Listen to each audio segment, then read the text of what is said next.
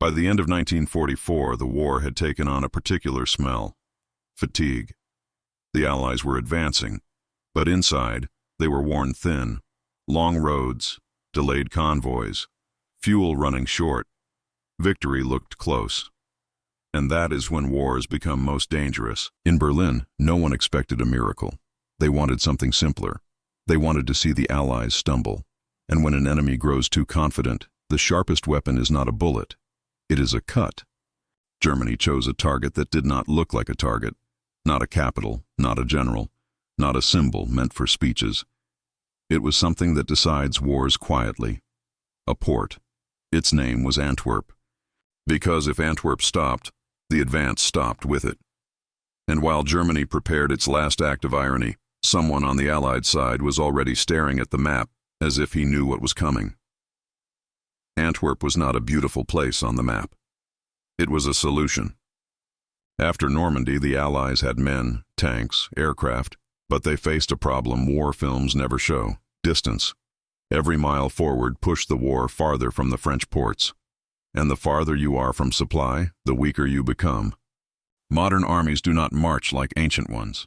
They consume fuel, ammunition, food, spare parts, medical supplies, time. All of it must arrive every day, without interruption. That is why a port changes the fate of a campaign, because a port turns a tactical victory into sustained movement. Antwerp was large, deep water, efficient. And when the Allies took the city, the port stood there intact, as if someone had left the door open. But there is a difference between capturing a port and using one. A port is fed not only by the city, but by the sea route that leads to it. That route passed through a narrow coal choke point, the Scheldt estuary. If the enemy controls that access, the port becomes a prize you cannot open.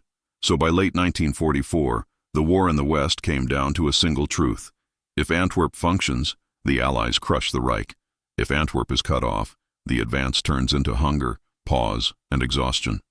Germany did not need to destroy the Allied armies. It only needed to cut the vein that kept them moving. Antwerp was that vein. Understand Antwerp, and you understand everything that followed. Germany was not planning a glorious victory. It was planning a collapse. By the end of 1944, the Reich was bleeding. Low fuel, low reserves, little time. But it still had one option left: to gamble everything on a short, violent strike before winter closed in. And that is where the cruel idea was born. The Allies had advanced so far that they were vulnerable precisely because they were winning. The German logic was simple and dangerous. If you cannot destroy the enemy, you destroy what keeps him standing. This was not about taking cities. It was about breaking circulation. They chose the perfect place for it. Cold terrain, dense forests, difficult movement. A region where the Allies had relaxed their guard because a major attack there seemed unlikely. The Ardennes. The plan did not need to be elegant. It needed to be fast. Cut in like a blade. Open a corridor. Create confusion. And above all, force the Allies to burn time and fuel, putting out a fire they did not expect. Because if the Allied front stalled, even for days, Antwerp would become isolated. A promise without function. A heart without blood. That was the ring. Not walls, but distance. Cut roads, contested bridges, stalled convoys. There was something psychological in it as well. Germany wanted to send a message. You may be winning, but you are not invincible. For a few days it worked. Allied reports changed tone. The map lost its calm. What had looked inevitable became a question. What if they close it? That December, the map had a center of gravity. The Ardennes pulled every eye, every radio call, every order. When an army takes a shock, it does what anybody does. It focuses on the pain. And that is how large decisions begin to slip. Because war is not decided only where bullets land. It is decided where the enemy forces you to react. Germany wanted reaction, disruption, confusion, command paralysis. For a few days, the Allies became firefighters instead of builders. But Berlin had a problem, a quiet one. In the south, far from the main noise, there was an army still intact, low on fuel, yes, tired, yes, but possessing something rare in chaos: clarity. Someone there was not looking only at the crisis. He was looking at its purpose. This was not about saving a town, not about holding a road. It was about preventing the logistical ring from closing, about keeping Antwerp alive. And that man had already considered this possibility, had planned for it when others dismissed it, had drawn movements that looked stubborn until the day they became necessary. While the north burned, the south remained tense, not relaxed, ready, and when the time came to act, the name that would rise from that silence. For many commanders, the German offensive was a shock. For Patton, it was confirmation. He did not need the exact date, nor the precise point. He only needed one truth. When an enemy is losing, he strikes where you think it is impossible. The Ardennes were perfect for that. Harsh terrain, severe winter, thin surveillance. Exactly the kind of place that invites error. Patton understood that if the attack came there, it was not about gaining ground. It was about buying time, freezing movement, forcing reaction instead of advance. That is why he did what few commanders ever do. He planned before the crisis. While others focused on immediate progress, Patton kept contingency plans ready. Alternate routes, written orders, fuel held in reserve, units trained to change direction on short notice. It was not paranoia, it was discipline. When the first reports arrived from the north, Patton did not ask, "What do we do?" He asked, "Which plan do we execute?" And when he sat across from Eisenhower, he did not bring doubt. He brought a promise. "I can attack in 48 hours. It was not bravado. It was calculation. Because the real move would not begin in the Ardennes. It would begin in the south, and it would begin fast enough to keep the ring from closing. Before the tanks even turned, Germany had already made its silent mistake.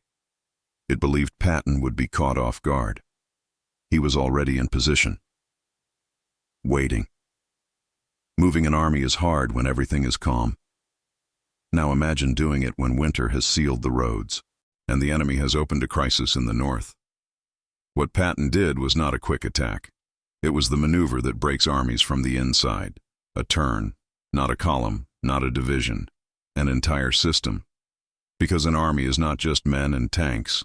It is trucks, mobile workshops, field kitchens, ambulances, supply depots, bridges, radios, fuel. Change the direction of all of it, and you move chaos itself. The order was brutally simple. The Third Army began to move as if following an invisible rail, even on slick ground, even as night fell early, even under a closed sky. And by the time the Germans realized it, what should have taken a week was knocking at their door in 2 days. From that moment on, the German offensive stopped being a plan. It became a race, and Patton was already running. The German ring was never made of walls. It was made of rhythm. As long as German forces advanced, the ring felt real. Every kilometer gained increased psychological pressure on the Allies. Because the fear was not losing a battle, it was losing movement. And movement is everything. But the ring had a weakness. It depended on German speed and Allied paralysis. Patton destroyed both. When the Third Army struck the southern flank, something changed immediately. Not on the map, but in the German mind. The corridor became a liability. Every unit pushing forward had to look backward. Every road used to advance had to be defended for retreat. Every fuel truck became more valuable than a tank, and Germany had no margin for that.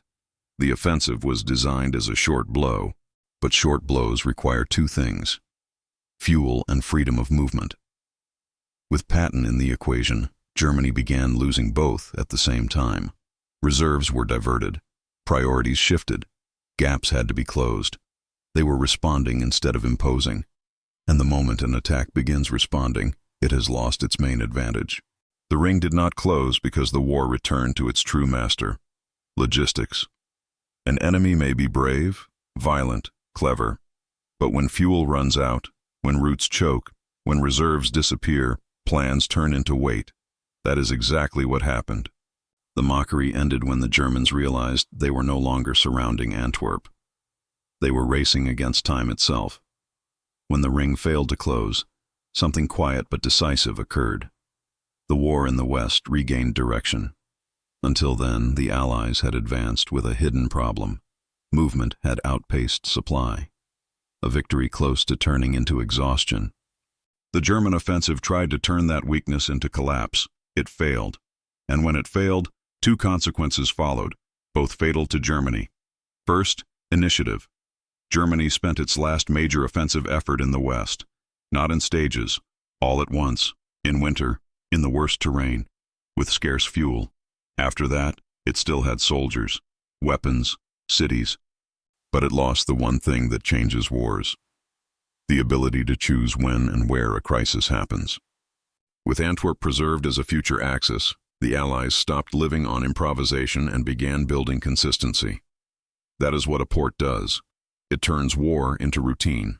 Routine fuel deliveries, routine ammunition, routine food and medicine, routine replacements. Routine for one side, desperation for the other. And when war becomes routine on one side and despair on the other, the end becomes mathematical. Germany's collapse was not sudden. It was inevitable. They failed to isolate Antwerp, failed to halt the advance. And worse, they showed Allied command that the last great trap had failed. From that point on, the question was no longer if the Allies would win, but when. And that when depended on only one thing: how long the enemy could endure without initiative against a supplied opponent.